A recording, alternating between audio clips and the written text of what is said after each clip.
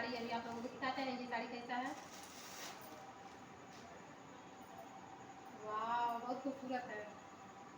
आप लोग कमेंट में बताइएगा जरूर कैसा लग रहा है। और ये हम जाएंगे दुर्गा पूजा में पहन करके, जो कि आप लोग कमेंट में जरूर बताइएगा। अब हम सर पे ओढ़ रहे हैं, देख रहे हैं कैसा कैसे दिख रहा है, आप लोग कमेंट में जरूर बताइएगा। ठीक है, अच्छा है कि नहीं आप लोग कमेंट में जरूर बताइएगा। ठीक, कलर हमको बहुत प्यारा लग रहा था इसीलिए हम मंगवा लिए हैं। और आप लोग बताइएगा आप लोगों को कलर कैसा लग रहा है। पार्टी वियर साड़ी है जो कि आप लोग देख सकते हैं, ये आंचल है। ठीक है, तो आप लोग कमेंट में जरूर बताइएगा मेरा साड़ी कैसा है, आप लोग देख सकते हैं।